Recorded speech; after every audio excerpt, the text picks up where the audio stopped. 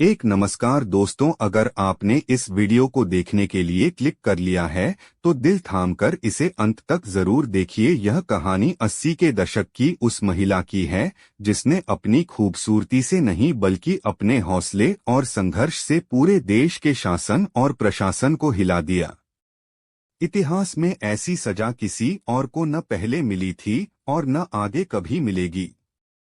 उसका जीवन दुख और तकलीफों से भरा था।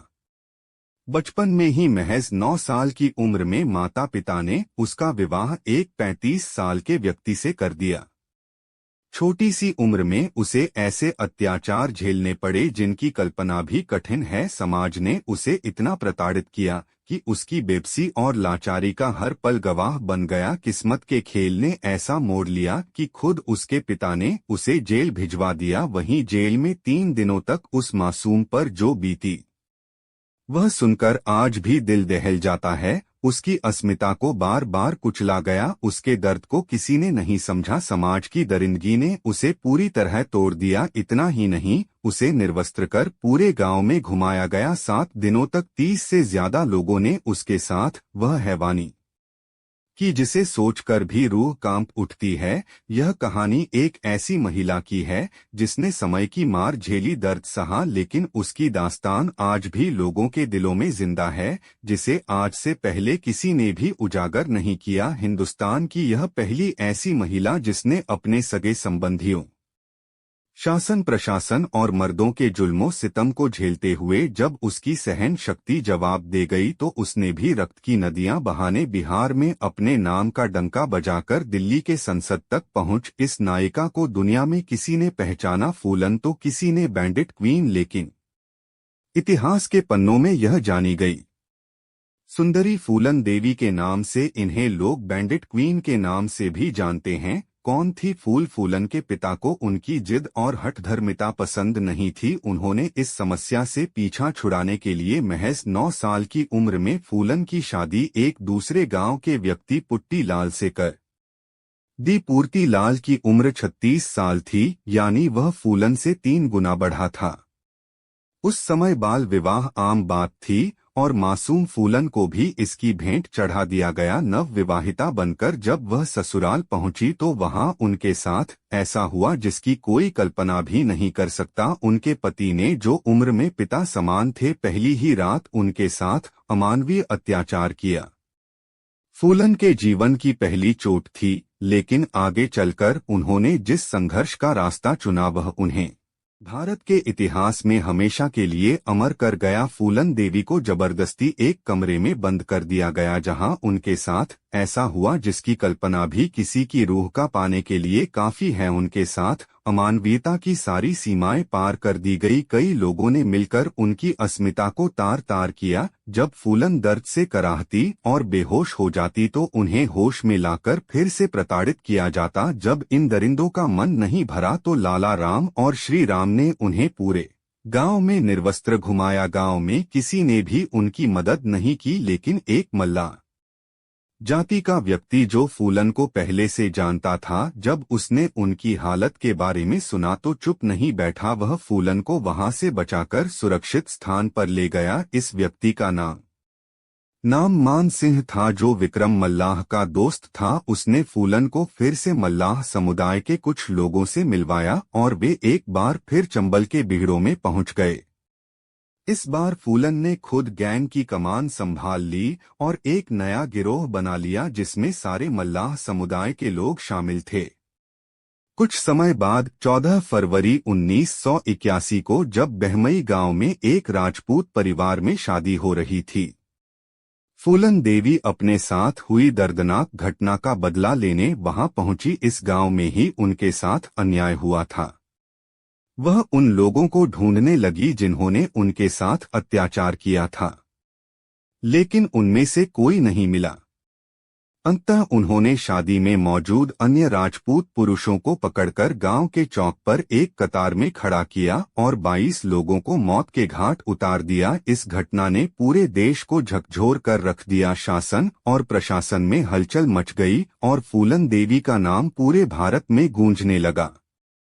हत्याकांड के बाद मीडिया ने उन्हें बैंडिट क्वीन का नाम दे दिया। चंबल का इलाका उनके नाम से डरने लगा। फूलन को पकड़ने के लिए कई राज्यों की पुलिस जुट गई, लेकिन वे कभी उनके हाथ नहीं आई। उस समय देश की प्रधानमंत्री इंदिरा गांधी थी और उत्तर प्रदेश के मुख्यमंत्री वीपी सिंह थे।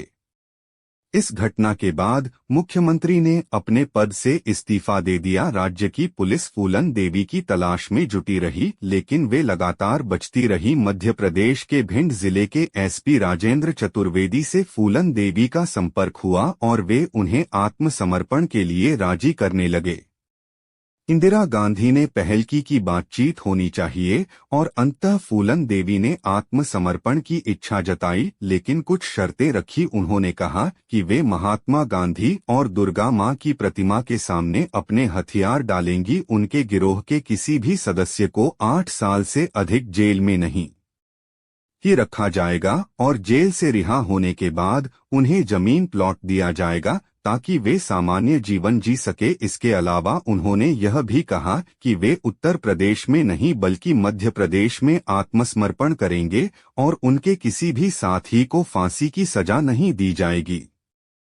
सरकार ने उनकी शर्तें मान ली और फरवरी 1982 में उन्होंने अपने पूरे गिरोह के साथ भिंड जिले में आत्मसमर्पण कर दिया।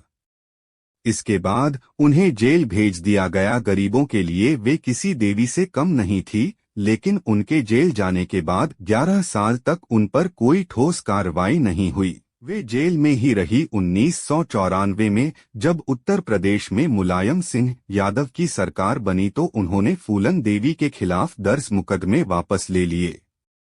इसके बाद फूलन देवी और उनके साथियों को रिहा कर दिया गया। इस दौरान उनके जीवन पर एक फिल्म भी बनी जिसका नाम बैंडिट क्वीन रखा गया। इस फिल्म का निर्देशन शेखर कपूर ने किया था और यह काफी सफल रही, लेकिन इसे बनाने से पहले फूलन देवी की अनुमति नहीं ली गई थी। 95 में उन्होंने बौद्ध धर्म अपना लिया और उम्मेद सिंह नामक व्यक्ति से विवाह किया। फूलन की लोकप्रियता उन्हें राजनीति में ले आई। 1996 में उन्होंने समाजवादी पार्टी के टिकट पर मिर्जापुर सीट से चुनाव लड़ा और जीतकर पहली बार लोकसभा पहुंची। यह पहली बार था जब चंबल के किसी डाकू ने चुनाव जीतकर भारतीय संसद में कदम रखा। फूलन देवी की जिंदगी में सब कुछ सही दिशा में आगे बढ़ रहा था। राजनीति में उनकी लोकप्रियता बढ़ती जा रही थी और जनता के बीच भी उन्हें काफी समर्थन मिल रहा था, लेकिन शायद उनकी तकदीर में कुछ और ही लिखा था, क्योंकि उनकी जिंदगी में अब ऐसा कुछ होने वाला था जिसकी किसी ने कल्पना भी नहीं की थी। 25 जुलाई 2001 को दिल्ली में स्थित उनके सरकारी आवास के बाहर उनकी बेरहमी से गोली मारकर हत्या कर दी गई। यह घटना पूरे देश को हिलाकर रख देने वाली थी। हत्या के बाद हमलावर फरार हो गए और एक बार फिर पुलिस की नाकामी सबके सामने आई। घटना के 2 दिन बाद शेर सिंह राणा नाम के व्यक्ति ने देहरादून में पुलिस के सामने आत्मसमर्पण कर दिया। पुलिस के मुताबिक राणा ने बहमई हत्याकांड में मारे गए 20 राजपूतों की मौत का बदला लेने के लिए फूलन की हत्या की थी। इस तरह फूलन देवी खुद उसी हिंसा का शिकार हो गई जिसने कभी चंबल के बीहड़ों में उनकी पहचान बनाई थी। फूलन देवी अपनी मर्जी से डाकू नहीं बनी थी। उन्हें इस रास्ते पर धकेलने वाले वही लोग थे जिन्होंने उनकी इज्जत तार-तार की, उनके आत्मसम्मान को कुचला और उनकी आत्मा को गहरे जख्म दिए। उनकी कहानी केवल एक डाकू की नहीं बल्कि उस अन्याय की भी है जिसने उन्हें इस मोड़ पर पहुंचा। फूलन देवी को दुनिया हमेशा चंबल की कुख्यात बैंडिट क्वीन के रूप में याद रखेगी। यह कहानी थी उनके संघर्ष और उन पर हुए अत्याचारों की जिसे हमने आपके सामने रखा। अब सवाल यह उठता है कि फूलन देवी ने जो रास्ता अपनाया क्या वह सही था? क्या उनके फैसले जायज थे या फिर हालात ने उन्हें उस दिशा में धकेल दिया? अगर आपको यह वीडियो पसंद आया हो तो लाइक, शेयर और सब्सक्राइब करना ना भूलें। साथ ही बेल आइकन दबाएं ताकि आपको ऐसे ही रोचक वीडियो की सूचना मिलती रहे हैं।